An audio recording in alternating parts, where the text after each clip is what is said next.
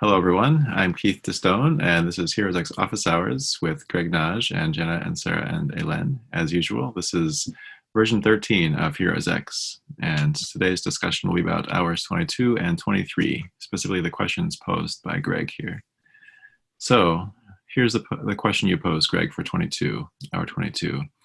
Do you think that Plato's Socrates, in his hopes to have dialogues with heroes like Odysseus and Achilles, if there is an afterlife, would prefer one of these heroes to the other? Odysseus versus Achilles. Mm-hmm. People had some opinions here. Yes, they do. And one participant is mentioning Odysseus. Would he want to make sure, or would he want to prove that Odysseus is not sophiā? Clever, yes. Well, wow, that's so clever. Yes, and I'm sure that Socrates would want to prove that Odysseus is not sophos enough.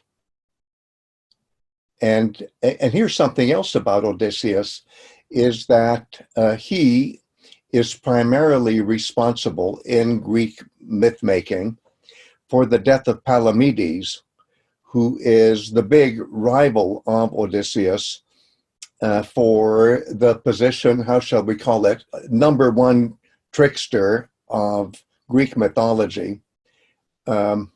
Tricksters, as we know, are both positive and negative culture heroes. And Palamedes, if you look at the sum total of Greek mythology as it has come down to us, and let's not think of percentages, would be definitely the rival of Odysseus. And yet, Palamedes is never mentioned by name anywhere in Homeric poetry, neither the Iliad nor the Odyssey. So he's kind of occluded from Homeric poetry. And yet, he, as I say, is responsible for contriving the death of Palamedes at Troy, which was a great act of injustice in terms of myth. And so I think if Socrates gets a chance to have interviews with Odysseus, that'll come out. In other words, Odysseus really does stand for a bad press when it comes to interviews with Socrates. My own opinion is that it's very different when it comes to interviews with Achilles. Basically, Plato's Socrates, may I put it this way, recomposes the Iliad to suit Achilles even better as a champion of justice, which he is not, and Achilles is not a champion of justice in the Iliad or the Odyssey, but he certainly is by the time Plato's Socrates, shall we say, rethinks Achilles, especially by combining what's happening in Scroll 9 with what's happening in Scroll 18. But I'm giving too much of my opinions here, and let's loop back to this wonderful participant, who I think is on a very a very advisable path of interpretation, which is that Socratic dialogue would expose Odysseus as somebody who's not all that sophos, because Palamedes was also sophos after all. And there's nobody more sophos than Socrates himself. On that note, another participant focused on the good things, not the good things, the right things, just things, and the wrong things Odysseus did. And Socrates might like to talk to him. So in his wanderings, with him and Socrates' wanderings. Did Socrates did right and wrong things in his wanderings? Is there a self-critique there? Well, the nice thing is that he doesn't say that he is the perfect exponent of justice. It's just that Plato's Socrates is set up for that in Plato's armature, in Plato's sum total of what that philosopher has produced in the context of Plato's Academy. But here we're not talking about Socrates, the historical person. We're talking about Plato's Socrates. And as far as Plato's Socrates is concerned, by the time he wakes up that morning that he goes to trial, as he himself says, this is Plato's Socrates, not the historical Socrates, I don't seem to have done anything that was unjust because my daimonion would have told me so if I had. And someone's picked up on the, going back to Achilles, that he has these two choices for his fate, and thinking about Socrates in terms of choices, and then also the different scenarios he's presented for the afterlife and so on. And might there be that sort of connection going on? The afterlife is manageable within the framework of Plato's writings. And it's so difficult to say Plato's writings because he's so busy erasing all traces of himself as the writer, but still we have the text, right? So I can still say it.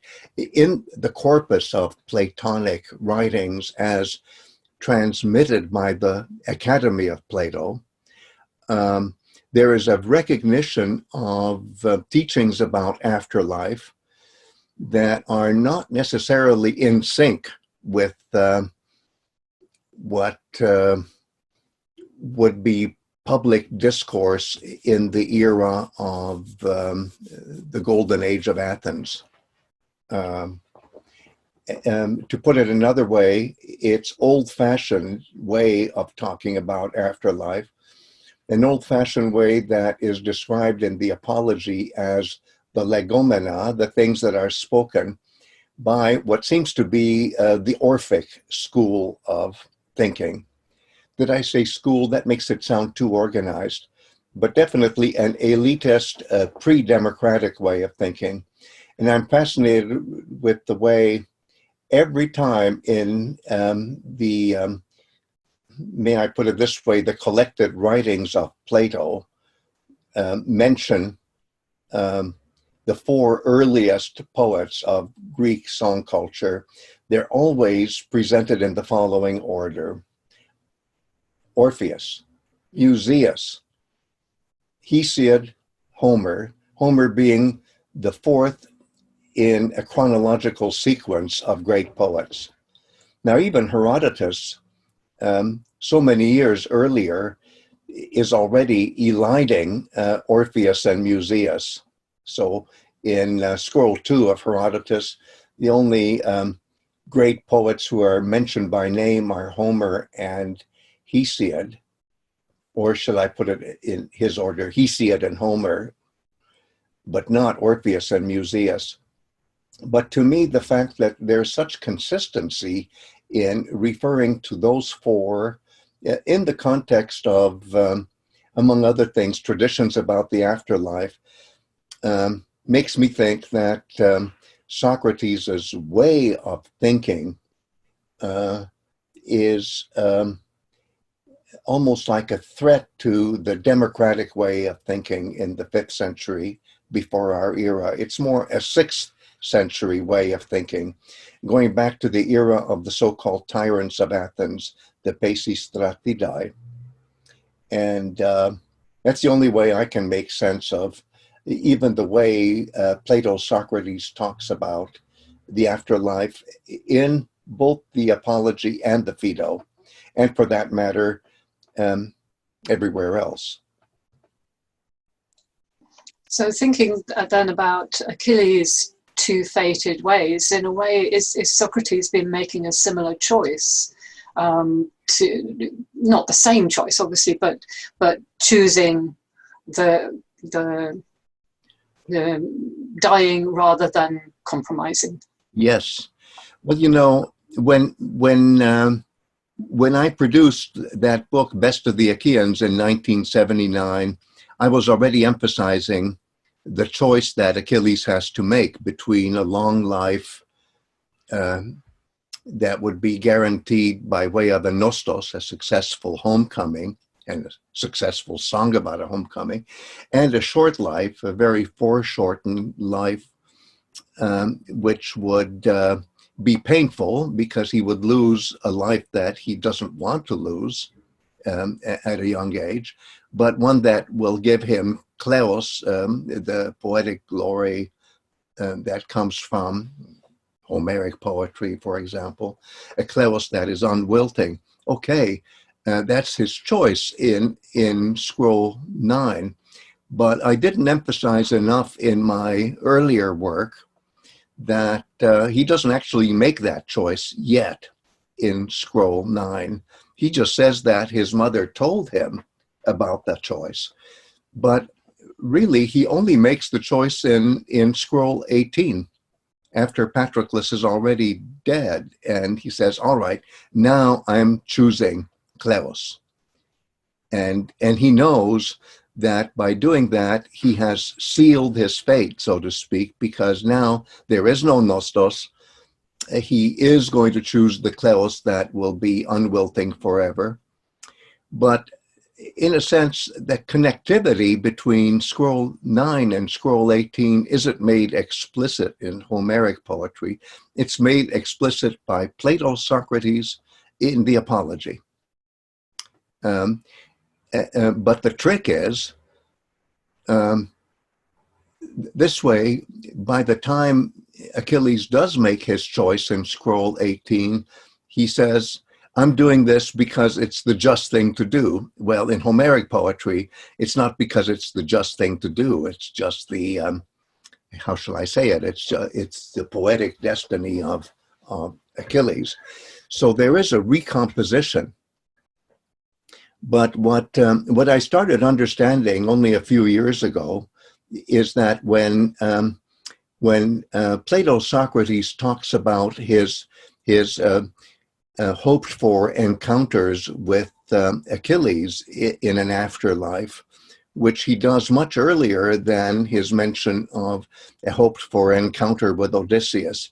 In that earlier mention, he's practically saying, I think, that in the context of an interview between Plato, Socrates, and Achilles, Socrates can help Achilles recompose the Iliad so that Achilles can now become a champion of justice, of decay, almost a Platonic ideal of justice, decay, which is, of course, not there in Homeric poetry. And that's the beauty of, I guess, ongoing dialogue, that if you can keep maintaining, if you can maintain the dialogue beyond death, that means that the Iliad can keep on being improved, reinterpreted, becoming an instrument for vindicating social justice, and Achilles would be the hero of that. And then Socrates could model himself on that. Why not? But it's Socrates who helped Achilles think it through. It's an ongoing Iliad in an afterlife. Well, that's pretty good. Wow. Yeah. To be a co-author. Yes, and as it were. That's what's happening, I think. Yeah. Well, let's go to the second question here. Hour 23. Is there any way to imagine that Plato was actually present when Socrates died? If he really was there, why would he want to cover his tracks, as it were? Greg, I think you were on the track of this question, even in our discussion of hour 22. Oh, yes. So, let's review what the participants have to say to that provocative statement. Well, one participant has an amusing comment. He says, he writes, maybe Plato wanted to take on the role of Hitchcock, and he preferred to oversee the entire drama rather than act as a supporting character. I love that. But of course, in Hitchcock, he does do walk-ons where suddenly say, who's that man walking across the room? Oh, it's Hitchcock. So he has a walk-on in the sense that Socrates mentions him twice. Socrates mentions Plato twice in all the dialogues that are, shall we say, authored by Plato. And I'm not including here the letters, but the actual dialogues. And of course, one mention is in the Apology of Socrates, and this is Plato's version, where Socrates is looking around and for familiar faces at his trial. He says, "Oh, there's XYZ," and among the people he names is Plato. And then the other mention of Plato is what we're now focusing on, where Plato just wasn't up to it. Well, if he's sick, what would cure his illness? Maybe it would be sacrificing a rooster to Asclepius. Who knows?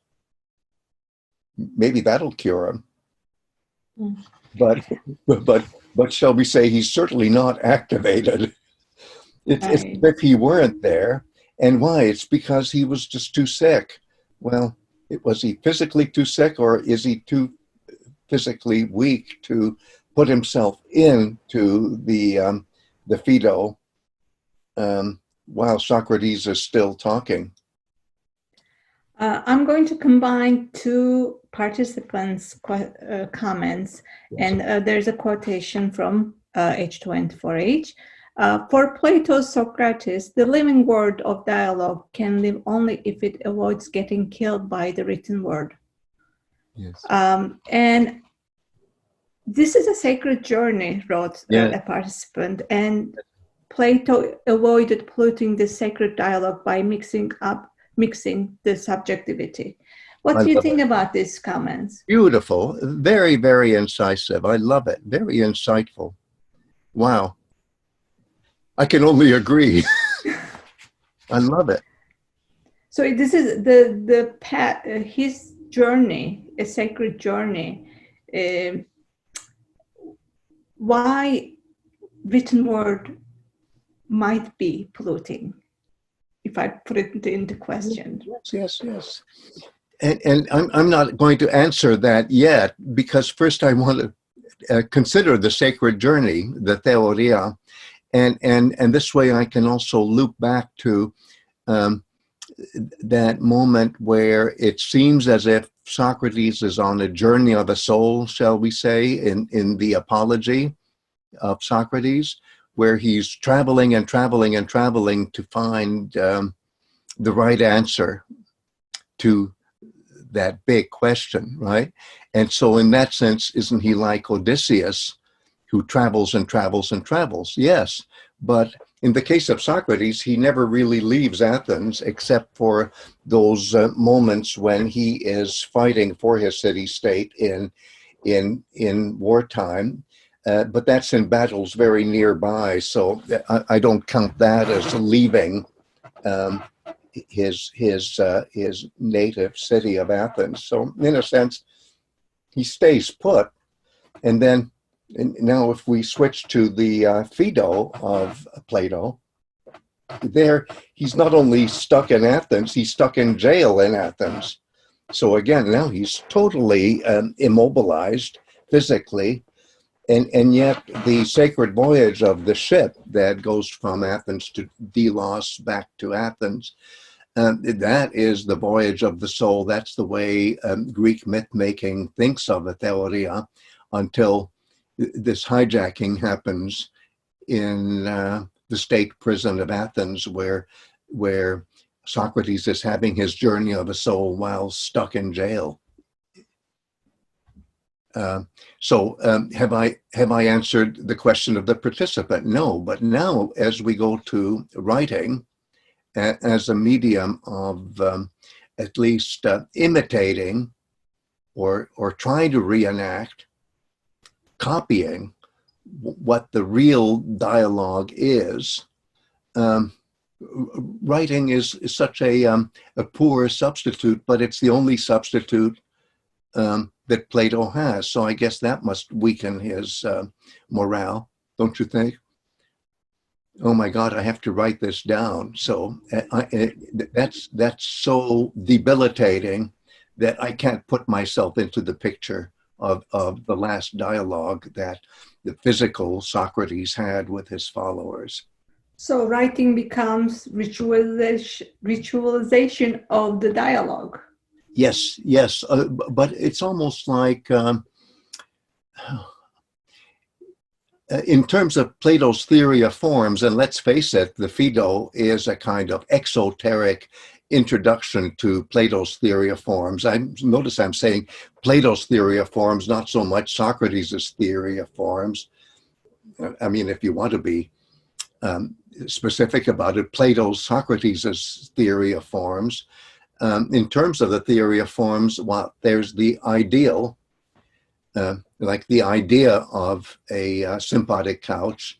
Then there's what the carpenter actually does, and then that's one step removed from the idea, right, from the form, because now it's not the idea, it's an expression of the idea.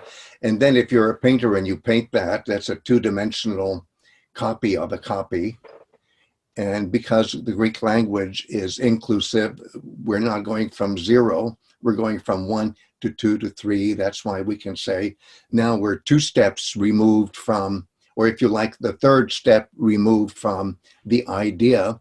Well, similarly with dialogue, there's the idea of dialogue, but the actual dialogue that you see when you read the Phaedo is a copy.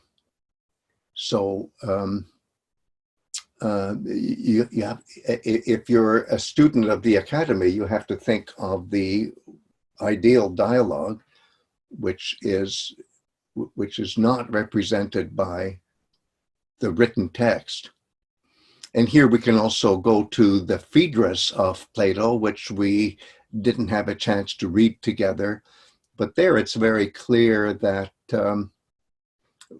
writing is what kills dialogue per se. That is to say, if you're just going to use writing as now the new medium, that kills dialogue.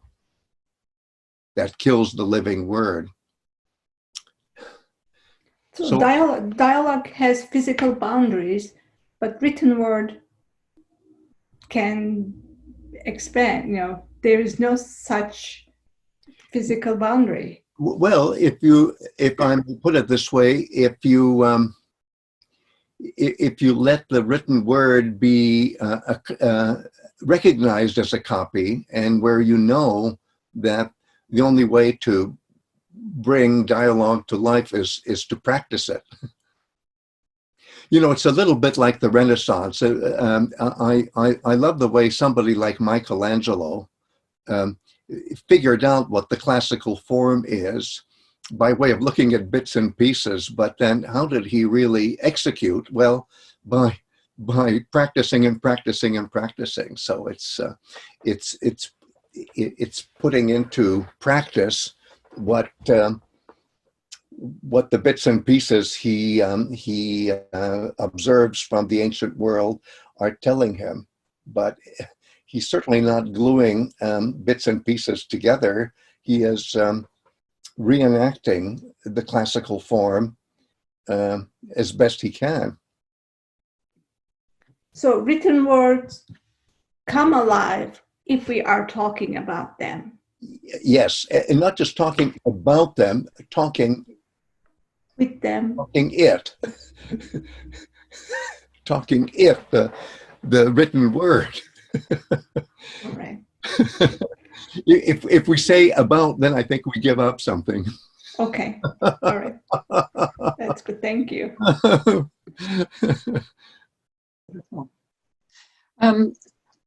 A part of the discussion has been in terms of almost seeing that Plato was present. The description of the poisoning is very vivid and very accurate. And then that sense of not feeling up to it, Yes. maybe they're thinking it's not so much that he wasn't physically up to being physically present, but he wasn't up to engaging in that dialogue that was going on. I love it. Yes. He wasn't up to it mentally, maybe. Can we put it that way? Yes. I love it. Yeah. And yet he's been able to reenact, as we were just talking about. Yes. Reenact, but in writing, reenact that whole dialogue. So the importance then perhaps is of being an observer as well, an observer who's absorbing enough to then be able to reenact. Yes, and when you say observer, in a sense, you're using the idea of observation in that old sense that that corresponds to theōriā. Theōriā is observing the universe, the cosmos. Yeah, exactly. And there are different levels of observation, of course. Yeah, it's not just watching; it's perceiving everything. And bearing witness to it.